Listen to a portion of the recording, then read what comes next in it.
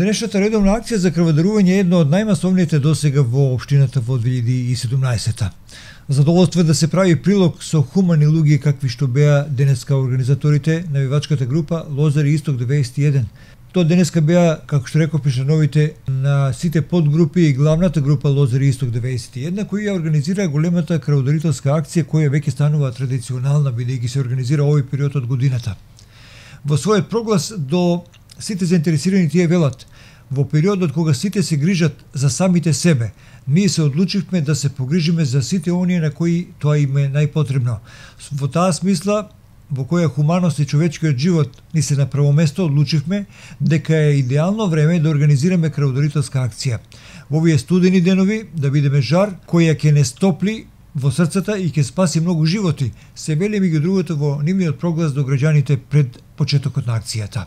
Инаку во денешната акција за крводарување учествуваа средношколци, вработени, невработени, пензионери, повеќекратни крводарители и така натаму. До пладне, кога го реализиравме прилогов, беа собрани над 25 крвни единици, а очекувањата се тоа да бидат над 40. Крводарителската акција се одржа во салата на Советот на општина Кавадарци од 10 до 15 часот. Докторке, добар ден, како тече денешната акција во собранието на општината, што организираат овие млади луѓе? Добар ден.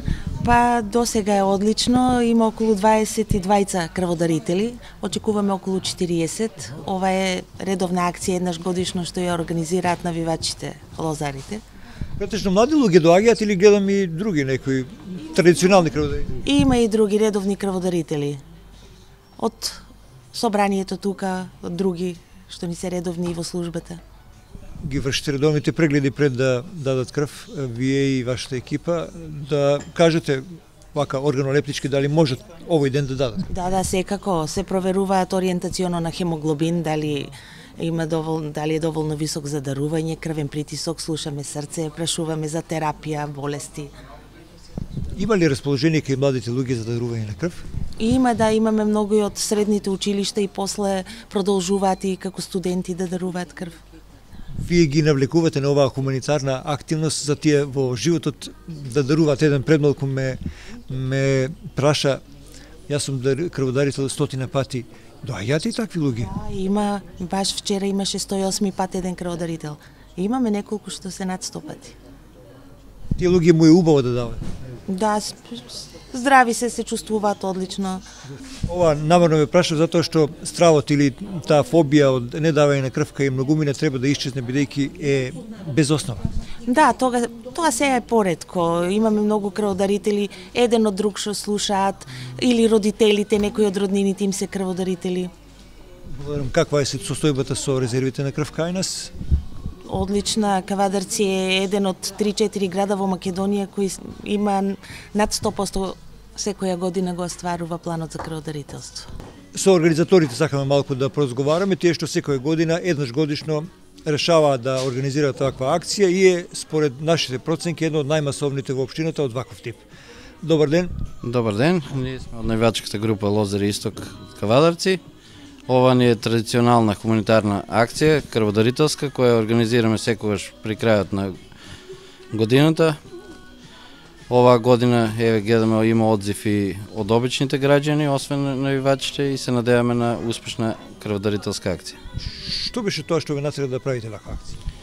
Па хуманоста е тоа што е дел од човекот и мислам ние како навивачка група која дава поддршка секогаш без резерва на клубот и на градот воопшто во Кавадарци, сметаме дека и ова крводарителска акција е дел од тие хуманитарни аспекти на човештвото. Порачавте 60 празни единици, лекарите очекуваат 40, значи очекувате голема бројка, висока бројка на крводарители.